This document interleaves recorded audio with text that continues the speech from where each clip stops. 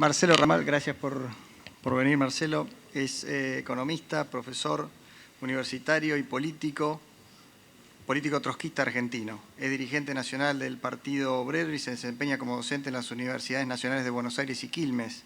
Actualmente es legislador de la Ciudad de Buenos Aires por el Partido Obrero. Marcelo, tu tiempo.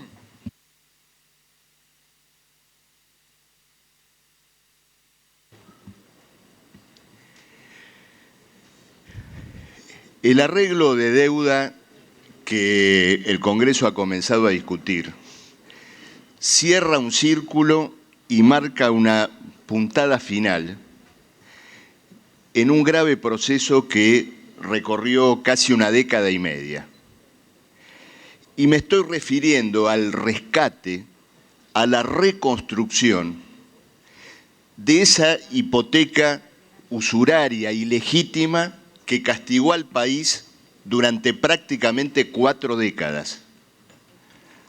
Una deuda que solo para tener en cuenta, en 1976 era de 8.000 millones de dólares, en 1983 de 45.000, de 65.000 en 1990, de alrededor de 150.000 millones en las vísperas del default del 2001 y que hoy es reconocida en alrededor de 250.000 millones de dólares según un dato reciente de la consultora Standard & Poor's. Quiero decir que durante esta aproximadamente década y media se pagaron, según lo reconoció la presidenta anterior, casi 200.000 millones de dólares de deuda. Es decir, pagamos lo que debíamos en el 2001 y debemos lo que debíamos aproximadamente en el 2001 en dólares, más la llamada deuda intraestado.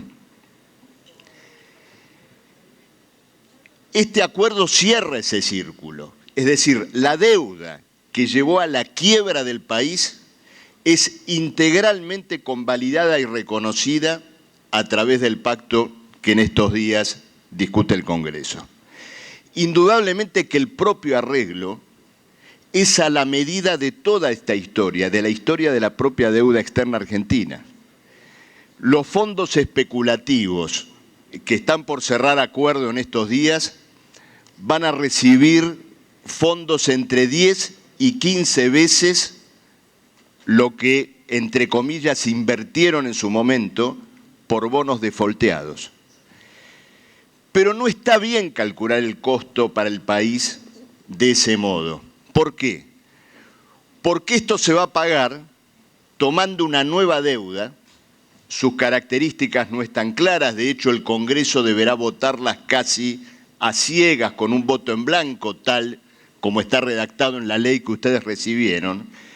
Pero simplemente si supusiéramos un promedio de duración de estos bonos a 10 años con una tasa de interés del 7%, los 11.000, 12.000 o 15.000 millones que se van a tomar de deuda se van a duplicar en 10 años.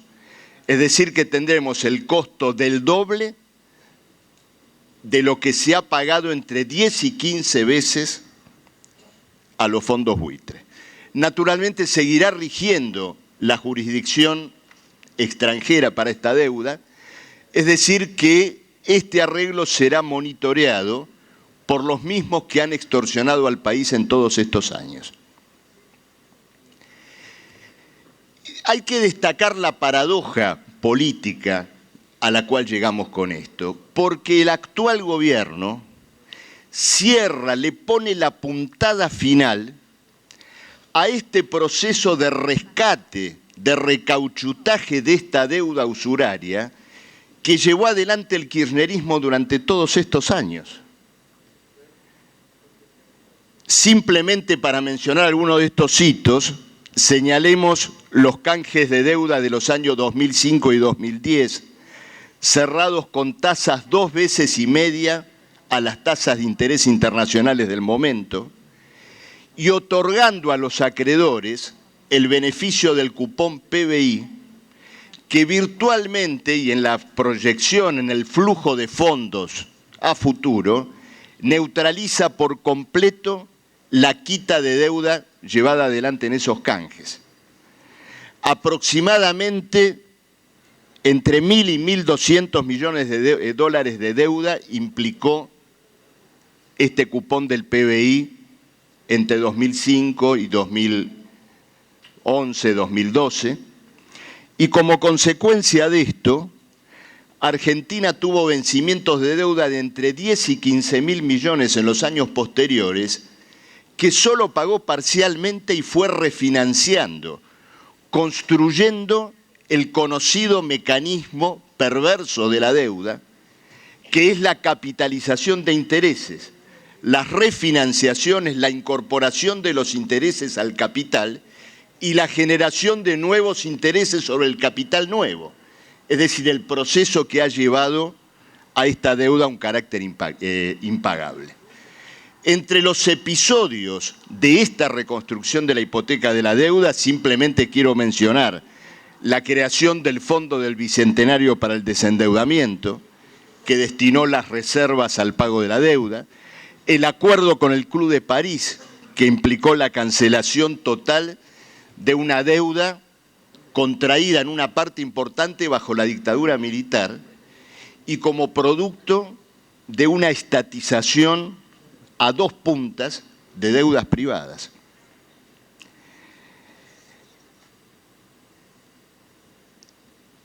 ¿Qué es lo que se ha rescatado con todo este proceso de reconstrucción de la deuda? Digamos que en general, bueno, este paquete de endeudamiento que se prolongó durante décadas. Pero yendo más en particular, lo que se ha salvado, lo que se ha pagado, es la operación delictiva ejecutada durante el año 2001 y que llevó a que la deuda argentina creciera, según lo demostraron peritos judiciales, en alrededor de 55.000 millones de dólares como resultado del llamado blindaje, megacanje y otras operaciones posteriores. Cuando digo delictiva no es un adjetivo, no es que yo estoy colocando acá un improperio. No, no, me remito a la justicia argentina. Me remito a la justicia argentina. Este acuerdo con los fondos buitre y el proceso integral de reconstrucción de deuda es el indulto, amnistía, punto final y obediencia debida al proceso delictivo que en el año 2001 llevó a un crecimiento exponencial de la deuda y culminó con la quiebra de diciembre del 2001 y del default posterior. Recién escuchamos, ¿cómo podríamos decir? No sé cómo llamarlo, tal vez con sorna o con nostalgia, una reflexión sobre la evolución económica de los bancos en los últimos años. Pero simplemente recordemos que en el año 2001, como resultado primero del blindaje, luego del megacanje, un conjunto de bancos se autocambiaron títulos de deuda por otros títulos con un horizonte de vencimiento y rendimientos más amplios, y que esos mismos bancos actuaron como consultores de sí mismos cobrando comisiones por esa operación. Hay funcionarios de este gobierno que están procesados por estos hechos. Digamos luego que en ese año 2001 las reservas mínimas líquidas de los bancos en dólares fueron autorizadas a ser reemplazadas por títulos públicos, es decir, una operación de saqueo a los ahorristas. Y digamos finalmente que esos títulos públicos luego fueron cambiados por los llamados préstamos garantizados, es decir, por una obligación del Estado atada a la percepción concreta de impuestos, títulos que marchaban inevitablemente un default. Digamos de pasada que en el año 2008, en enero del 2008, el entonces jefe de gabinete del gobierno kirchnerista, Sergio Massa, anunció la refinanciación de estos indignos préstamos garantizados con rendimientos superiores, tasa de interés variable y rendimientos de servicio de deuda trimestrales. ¿Cómo no van a votar a favor si ustedes se han comprometido integralmente en el sistema y en la economía de la deuda externa? Simplemente marco esto, ¿no es cierto?, para retratar o explicar en todo caso el compromiso político que vamos a vivir en los próximos días. Ahora, yo sé que ustedes me escuchan y deben decir, tenés razón, es el pasado, pero vamos al doloroso precio que habrá que pagar para que tengamos inversiones. No nos mintamos, no se mientan a sí mismos.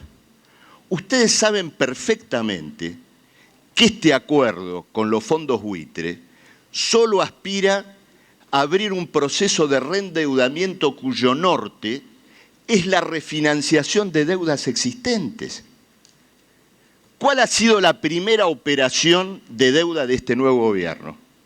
Esto que algunos han llamado el megacanje 2 y que consiste en el cambio de las letras intransferibles que el Tesoro en su momento le entregó al Banco Central por el mal llamado desendeudamiento, el cambio de esos pagarés del Tesoro al Banco Central por bonos y títulos de deuda externa exigibles a una tasa de interés de casi el 8% anual.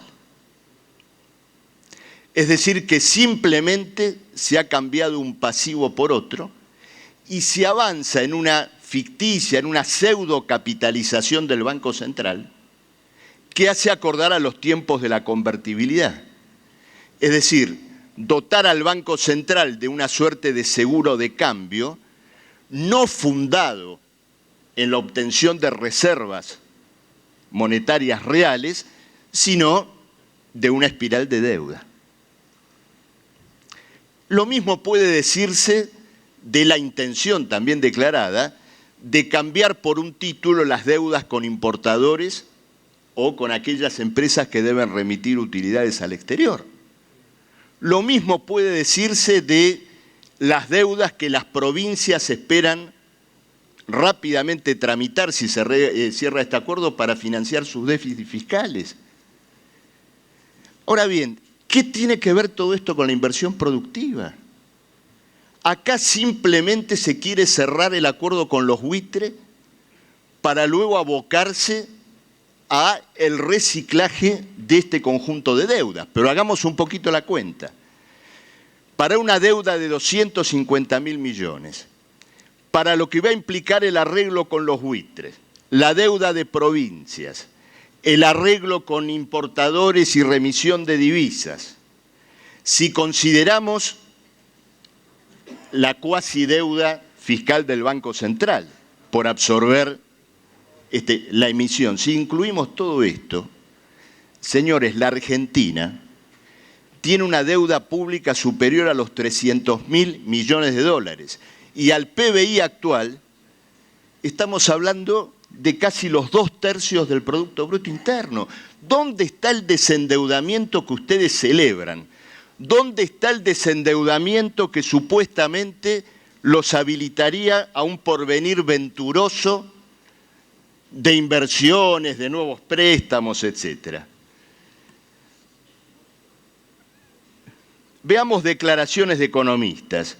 Esto le da aire a la Argentina para que pueda reactivar a su economía y volver al mercado voluntariamente con operaciones más atractivas. Se despejarán muchas nubes del horizonte financiero argentino. Se generará un periodo de calma que le hará muy bien al país. Tal vez piensen que lo tomé del diario de ayer o antes de ayer de la semana pasada. No, son declaraciones de economistas que celebran el megacanje en junio del 2001. Vamos a esto.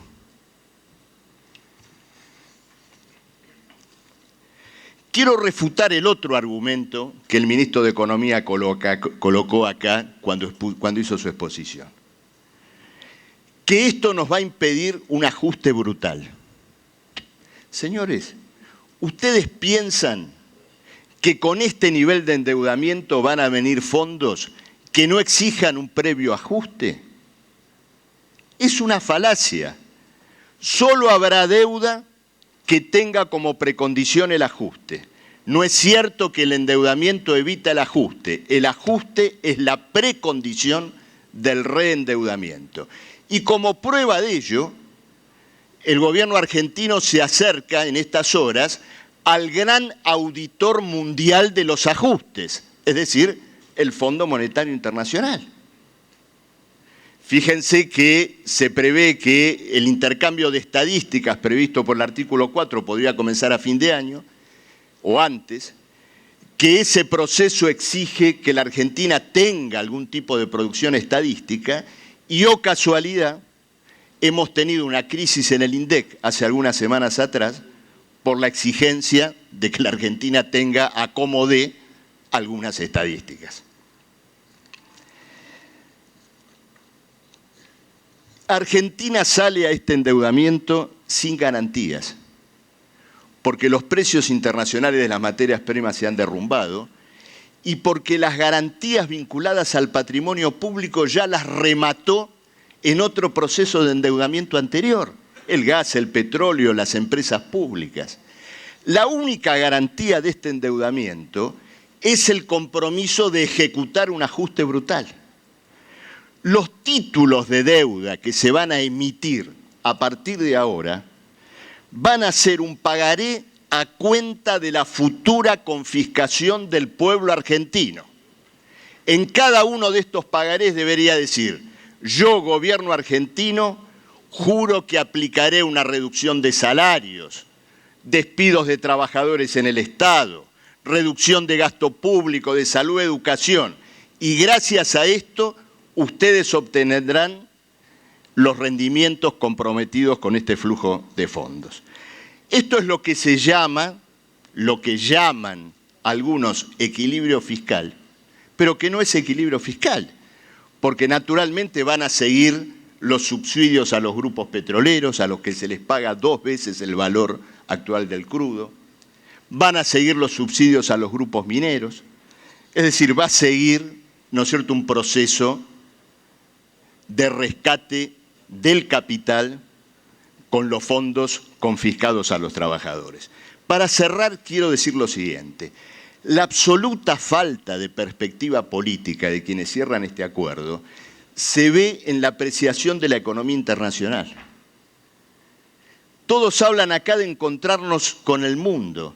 Ese mundo ya dio por concluida la fase de los préstamos a las naciones emergentes, que se caracterizó en los últimos 6-7 años.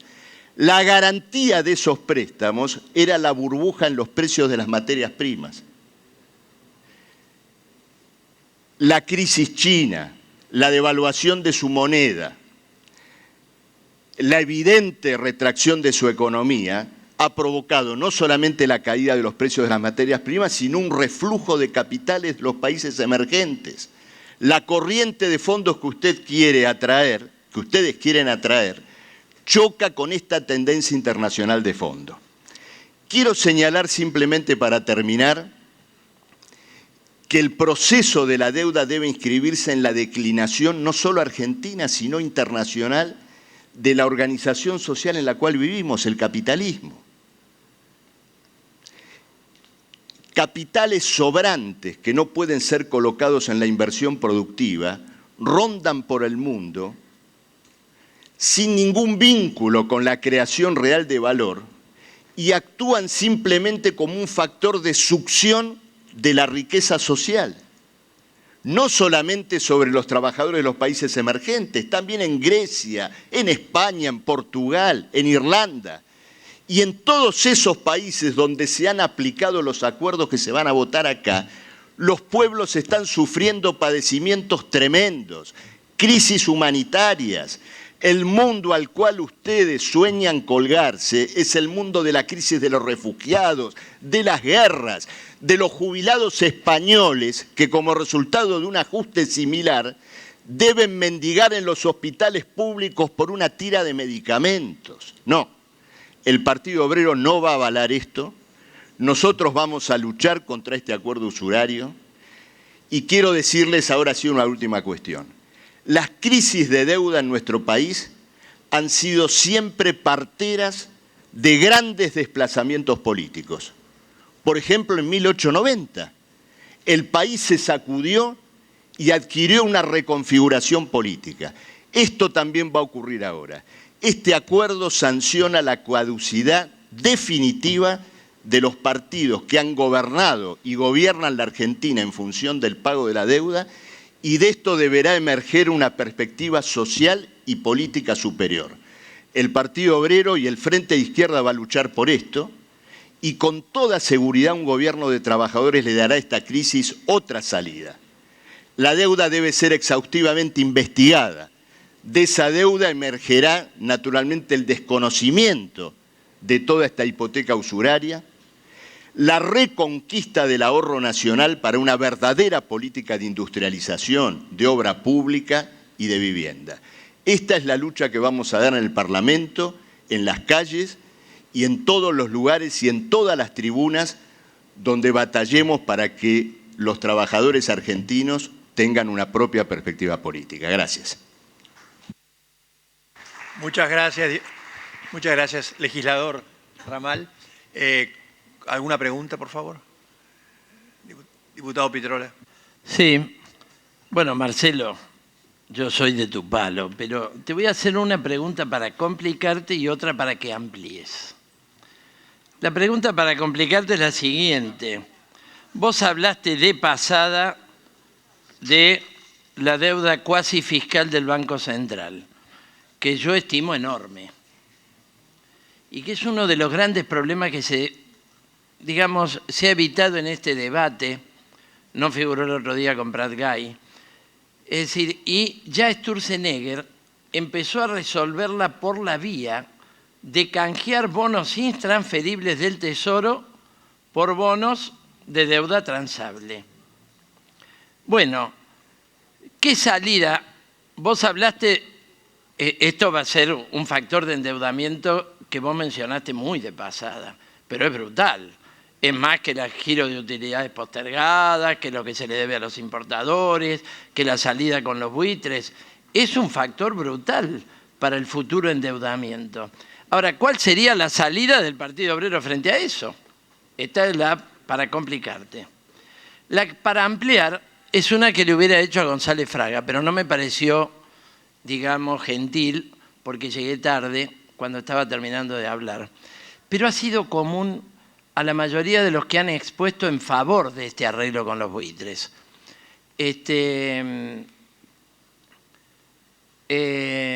Bueno, contestame esta pregunta y voy a la otra y te la formulo especialmente.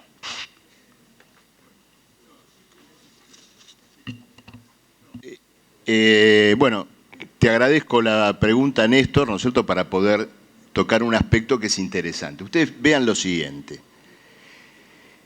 El Banco Central sufre un golpe tremendo en sus reservas para la cancelación de pago de deuda externa. Como resultado de ese proceso, su balance termina envilecido. ¿Por qué? Porque cuenta con letras intransferibles, no exigibles, ¿no es cierto?, del Tesoro. Entonces, ¿cómo se pretende resolver este envilecimiento en las cuentas del Banco Central? Reemplazando esas letras por títulos exigibles en favor, seguramente, de los propios bancos a los cuales le pagamos la deuda con reservas. ¿Ustedes se dan cuenta de esto? Miren, me olvidé de decir algo, ya lo completo, pero hay un secretario de Estado del Tesoro norteamericano, un ex secretario, que tiene pedido de captura por las cosas que ocurrieron en la Argentina y que se van a convalidar acá. Ahora, vean el círculo vicioso. El Banco Central se recapitaliza, supuestamente, tomando deuda de los mismos agentes financieros a los cuales le pagó una deuda usuraria anterior con reservas. Nosotros, permítanme, hubiéramos encontrado una salida mucho más justa para el país. La recapitalización del Banco Central con un impuesto extraordinario a la renta financiera y a los beneficios de los bancos. ¿Cuánto han ganado los bancos nacionales y extranjeros con la deuda pública en los últimos años? Un impuesto extraordinario sobre ellos hubiera permitido una recapitalización no a costa de nuevas deudas, sino de quienes se beneficiaron en todos estos años. Pero bueno, te agradezco la pregunta y simplemente mencionar una cuestión más. La otra gran deuda intraestado es la que se contrajo con el ANSES. Y esto forma parte también de la agenda de la deuda. Claro, porque esa deuda o se pulveriza gracias a la inflación, esa inflación que supuestamente se repudia acá, o se ajusta el ANSES a costa de una reforma jubilatoria reaccionaria, que es lo que hemos escuchado de parte del gobierno en las últimas semanas. Gracias. Muchas gracias, Marcelo. Pasamos al siguiente expositor. Hemos agotado el tiempo y te agradecemos de ya la presencia aquí. Muchas gracias. Hola. Una pregunta, Laspina. En la lista de expositores, breve, había pedido mi bloque que participara yo. Ustedes dijeron que no, pero iba a participar el exsecretario de Finanzas. ¿Está incluido? Pablo López. Sí, lo que yo dialogué con el diputado Recalde es que, dado que el Frente para la Victoria tiene, excluyendo las cámaras empresarias y los... ¿Pero está o no está? Sí, sí, pero sí. Déjame aclararte, el Frente para la Victoria es el bloque que tiene más del 60 y pico % de los oradores que van a ir viniendo de aquí en más. Así que hemos sido ampliamente generosos. Lo que yo le pedí al diputado Recalde... Es que no estuviera yo. No, porque sí, lo que no hay es diputados. Pues yo también podría hablar, o sí, claro, o el diputado Conesa, que también es un académico de la Universidad de Buenos Aires. Mañana vamos a tener todo el tiempo para debatir entre los diputados. Lo que le pedí al diputado Recalde es que nos sustituyera por otro orador para ser justo con el ¿cuál es resto el de los horario? bloques. Sí, ¿cuál es el horario? Lo arreglamos ahora en 5 Porque minutos. está acá, vino al horario que está. tenía yo, 1:20. La respuesta es sí, va a hablar. ¿Y el horario? Perdón, Bueno, si no, se acerca. Sí, ahora coordina con ella el horario, no hay ningún problema. Bueno.